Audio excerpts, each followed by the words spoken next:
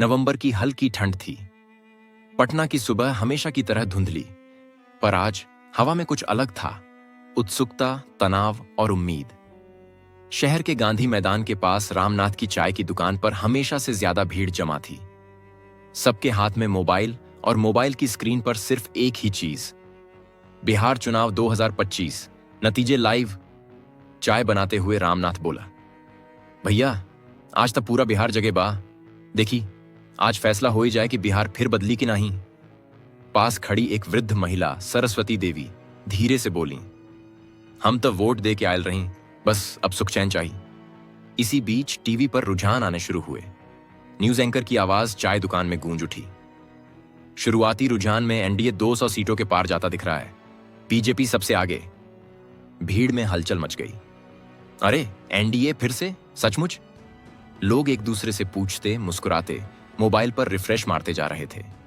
गांव गांव में भी यही दृश्य था। महिलाएं घरों की छतों पर खड़ी होकर आवाज दे रही थीं, देख लू नीतीश जी जीत रहल बाड़े। पिछले कुछ महीनों में महिलाओं के खातों में सीधे मदद पहुंची थी। उन्हें लगा पहली बार कोई उनकी तकलीफ समझ रहा है, और उसी भरोसे का परिणाम आज दिख रहा था। उधर आरजेडी के दफ्तर में माहौल भारी था। कुछ युवा कार्यकर्ता टीवी की ओर देख रहे थे। रुझान लगातार गिर रहे थे। एक लड़का बोला, इस बार शायद हवा बदल गई है। लोग जाते से आगे सोचने लगे थे। नए पुल, नई सड़कें, बिजली, पानी। जनता इन चीजों का असर महसूस कर रही थी। दोपहर 1 बजे पूरे बिहार को हिला देने वाला नतीजा सामने आया।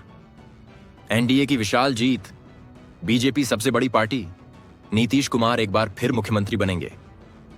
पटना में ढोल बजने लगे, कार्यालयों में पटाखे फूटने लगे, लोग सड़कों पर नाचते हुए चिल्ला रहे थे। अब की बार काम ही काम, न्यूज चैनल बोल रहा था। महिलाओं ने भारी संख्या में एनडीए को समर्थन दिया। युवाओं ने बीजेपी की योजनाओं पर विश्वास जताया। नीतीश कुमार की स्थिर नेतृत्व वाली छवि भारी पड़ी। सीन बदलता है। गया जिले का एक छोटा सा गांव, वहीं रहती है सीमा देवी।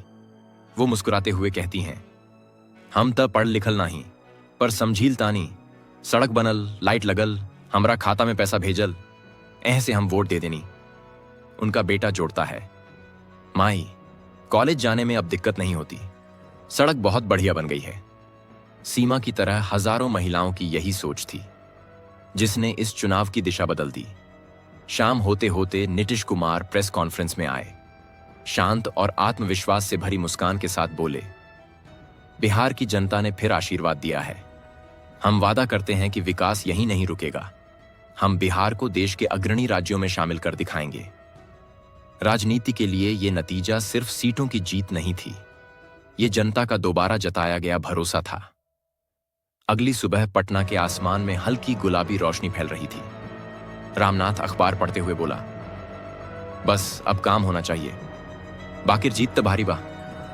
सरस्वती देवी मुस्कुराकर बोली, बेटा अब की बार सच में बदलाव दिखे, बस यही दुआ बा। और इस तरह चुनाव खत्म हो गया, लेकिन असली कहानी अभी शुरू हुई थी। वो कहानी जिसमें भरोसा निभाना था, वादे पूरे करने थे और बिहार को नई दिशा देनी थी। कहानी यहीं खत्म नहीं होती, क्योंकि बिहार की नई